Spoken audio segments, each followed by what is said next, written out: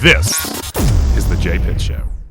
All right, let's jump into our Mount Rushmore. So, like I said, Mount Rushmore of worst feelings as a real estate agent. We'll do one rock, paper, scissors to decide who goes rock, first. paper, scissors, shoot. Okay, Right. so on the fourth. Ready? Yep. Rock, paper, scissors, shoot. Rock, paper, scissors, shoot. Rock, paper, scissors, shoot. Damn you. That was about to be a classic podcast moment where we do like 10 in a row. 10 in a row? Yeah, it was good. I was like, no, we're not doing it again. I don't know if I like going first here, but I'm going to. Well, you got to. You got to use the obvious one. You see, I don't know if there is an obvious one. Because some of them, man, they don't happen as often. None of these really happen that often, but No. some of them just make you just like curl up inside. And when it's not even your fault. And some of these probably haven't even happened to a lot of agents, I would say. I agree. But I'll go chalk here. Missing an inspection deadline. I mean, that has Just to be. because I didn't. Well, and here's why it works. And I'm And arguing knock on wood. Haven't done it. I'm arguing in favor of your pick, okay? And as much as you like to celebrate your supposed victories in these things, I've only lost once. get out of here. Ryan's Instagram followers tell him that he's only lost I don't once. say whose picture. Anyway. I don't know. He's just like polling the Lax Bros for his votes. Anyway, no. So here is the reason why it's relevant. The reason why it's relevant, even though it's never happened to you, is you worry about it on every single deal. Oh, yeah. So the anxiety attached to not missing that deadline, like Ryan, you know this because you were on the team. I literally have two different administrative people on this team that check deadlines on every contract, and we send calendar entries with notifiers to every agent on every transaction the day prior to missing a deadline so that you don't miss the deadline. I don't really know what this says about me, but I am like deep down inside a worrier that doesn't show on the outside. Yeah. But like internally and inner dialogue, it's just I worry. But like it just doesn't express itself. It doesn't show on itself. the outside. So you check, you pull up dot loop and you check the deadline on your contract and you count on your fingers multiple times. Yeah. Okay. So if you've got a 10-day deadline on your inspection, you're checking it on day 3, you're checking it again on day 5. I'm you're getting checking that it again shit on done day as 7. fast as possible, unless there's a reason we can't too. No, for sure. And I get that too. Because nobody wants to waste their time on a contract that's not going to go forward. So, Right. So getting the inspection done as early in the period as you can is absolutely it. Okay. Yeah. All right. So I'm going to go with. Let me write these down. I'm going to go with. I think this is a good one that agents can relate to. There's gonna be I don't know. I've got two in mind. It's hard. I've got 2 or 3 in mind. This is a really hard one. I'm down to one of 2, but I'm not sure you will pick. I'm not sure you'll pick either of them, so I don't think it really matters. Okay, I'm gonna go with, for most agents, you can relate when you see your broker is calling you and you look at your phone and notice that your broker's phone number pops up. Like, what? Why are they calling? What did I screw up? And here's part of the reason why I know this, and this is extremely relevant to me. There is probably 50% of this office when I call them, when I don't text. I'm not saying text, because obviously text is a thing.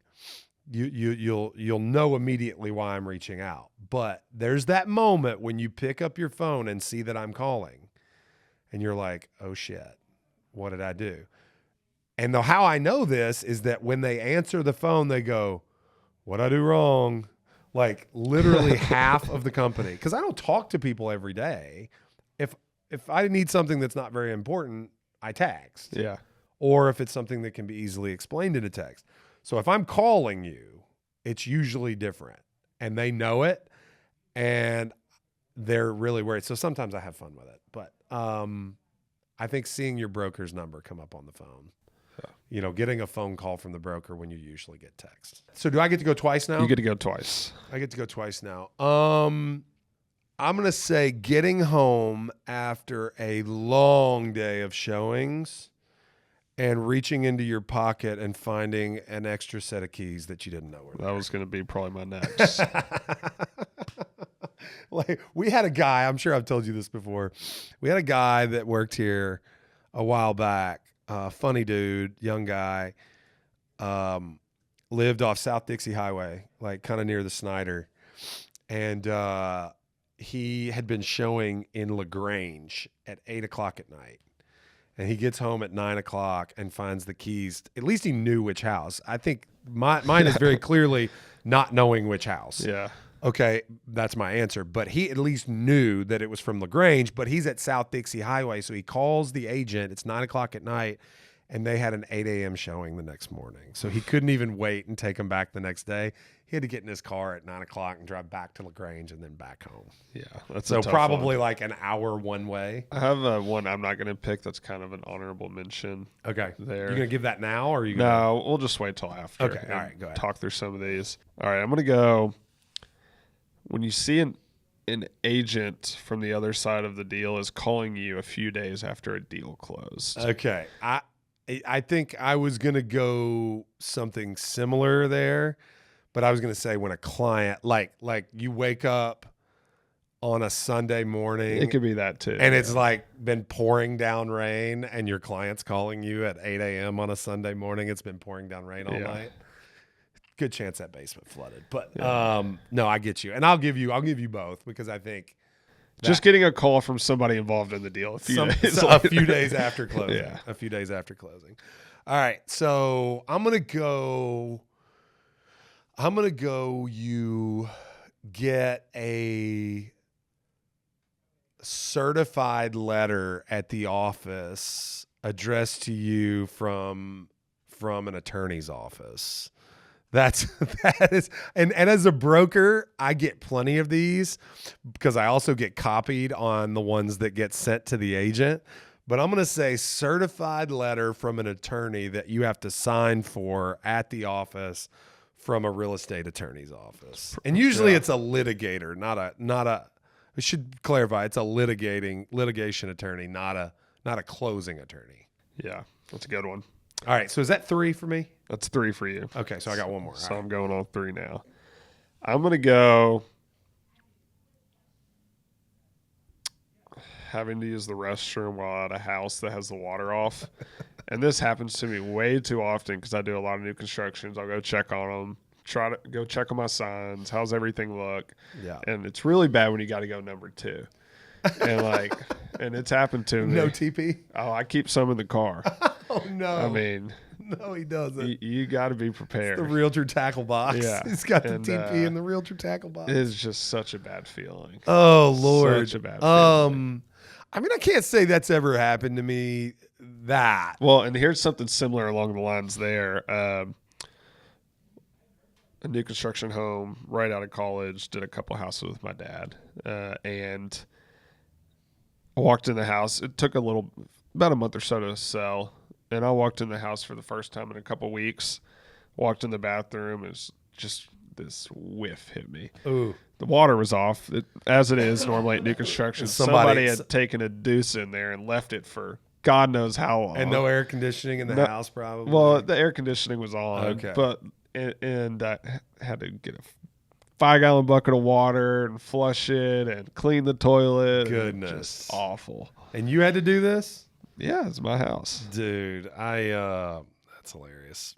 I don't think that's ever happened, like the number 2 thing. That's never happened to me. I mean, I've certainly had a little too much coffee and need to, urinate, and that's not fun. You're in a place where, I mean, whatever. I've had to go out in the country, out behind the house, find some trees and do the thing. But that's, again, TMI. But good for you that you carry the TP with you. My question is, did you have to learn that lesson the hard way? No. I would have. I got lucky because I think I'd made like a Costco run or something, and we needed, and I just had some in the You had a car. And I was case like, in the thank car? God. Oh, man. Oh, Lord. I have an honorable mention afterwards, but it is going to be it's going to be very obscure that no one has ever. It has not happened to anyone else. Yeah. So yeah, I think I don't know what my next answer is going to be. I had it and then I lost it because I was thinking about this honorable mention. I tell you what I might do. I might give you the honorable mention and then let you answer, and then I'll come back to mine because I had a specific one. That's fine with me.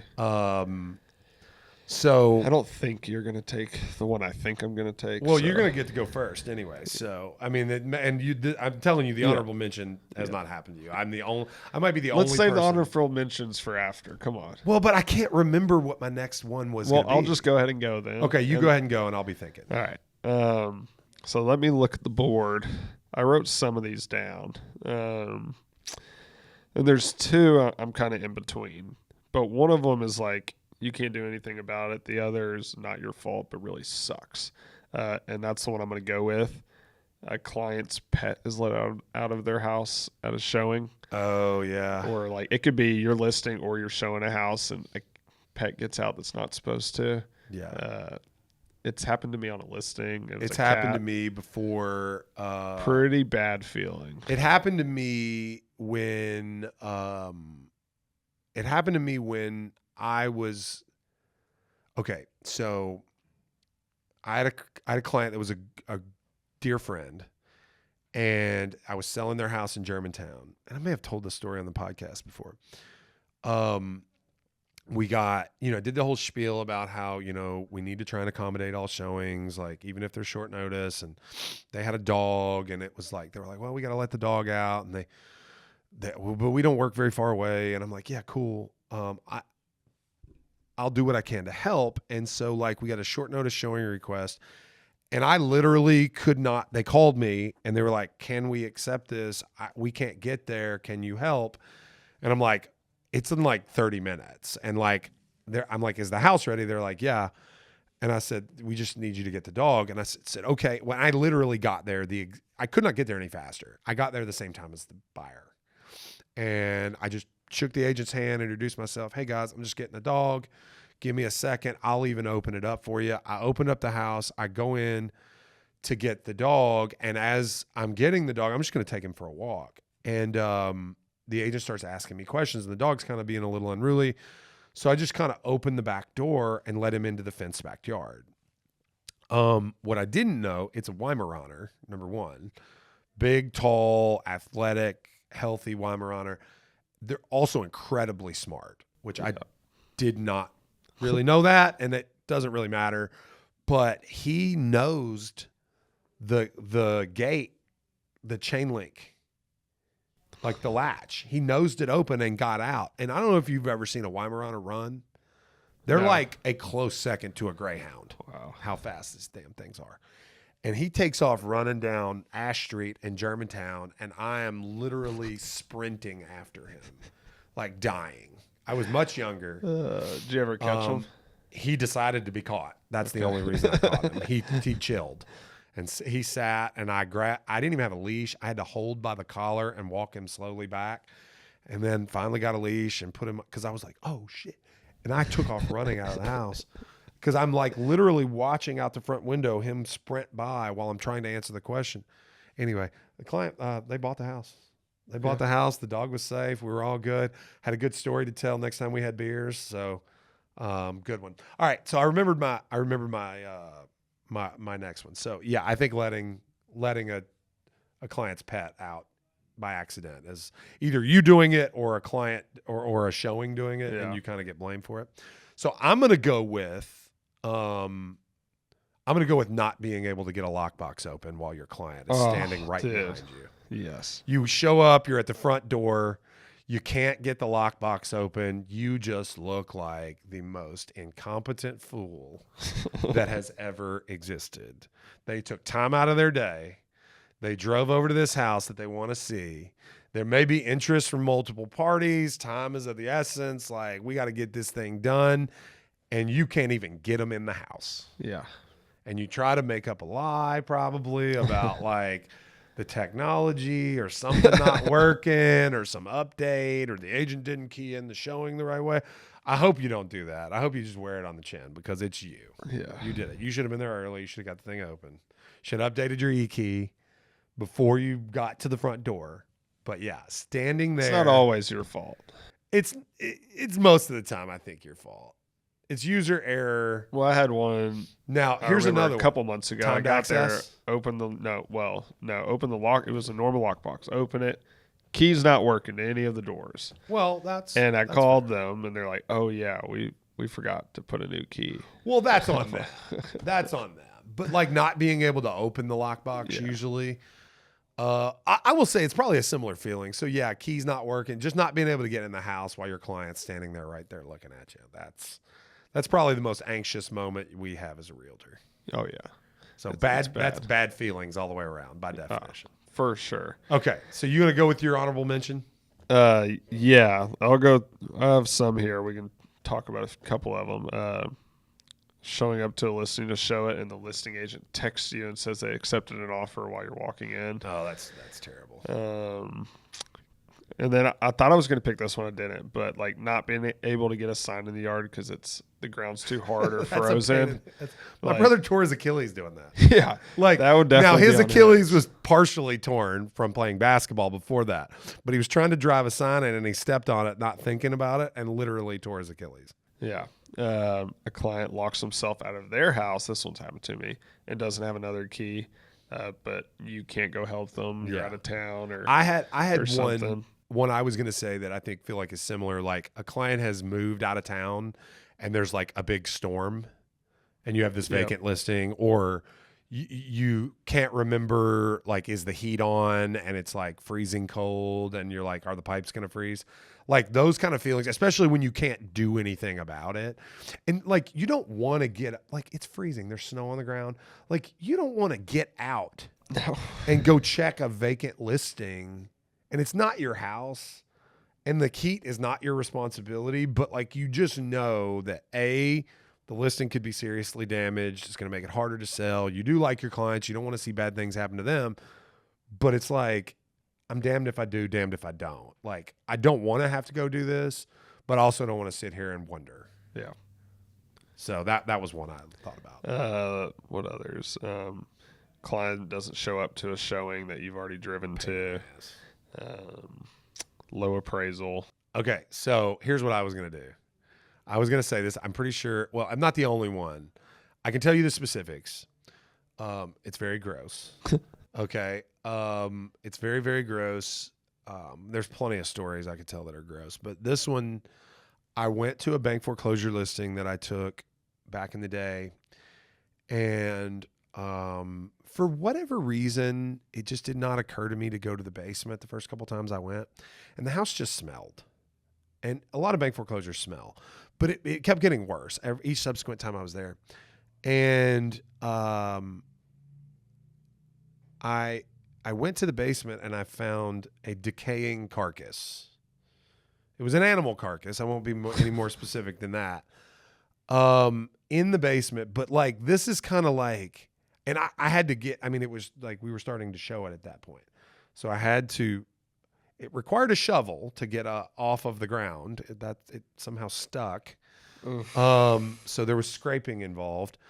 Sorry, Hannah. I see Hannah's face. I'm like, do I need to keep telling the story? Finding something like an animal or a Was dead it like body, a pet, or was it? I don't think it was not their pet. But it was, the house it could have been a pet. It was It was a dog. Or it was cat. it was a cat. It was someone's pet, and they got in through, after further inspection, a broken basement window. Gotcha. And had no way out.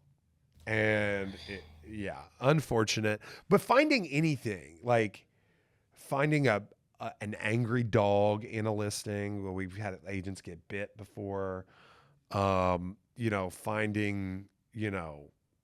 anything dangerous inside of a listing, once you're just like, you're in it and you can't get out of it, and it's like, oh shit, this could be rough. Yeah. That's one of those feelings. That was a good Mount Rushmore. That was a fun one. That's good. I think I won that one.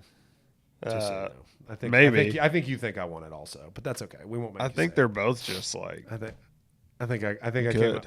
I think I ran away with that one. I think you might have won that one. Oh, listen to him. You know what we should do? Ryan has lost twice now. Here's what we should do for this one. Hey, I won. You just admitted it, so it's good. Even if This the voters comes out don't agree. Monday, right? Yeah, something like that. So we should put a poll out on Blink and not say whose is who and let the agents vote since it's an agent one and see. I think that'd be a good way to do all of it. I'll submit to your And then poll if like this we time. did this for a while, we could have we should do like 10 weeks season-long standings and a punishment for the loser. And I'm not going to do punishments. I'm just I mean, not. nothing bad. I'm just not. Well, I mean, have you seen these like fantasy football loser Yeah, I'm not talking punishments? about that stuff. Yeah, I'm not running any 40s on the sand so that you can time no, me. no. Like none of And that. tearing Achilles. I will tear an Achilles. me I'm too. old. Anyway, Some all right, days I folks. wake up and my Achilles is a little tighter. I'm like, ooh, I better be careful today.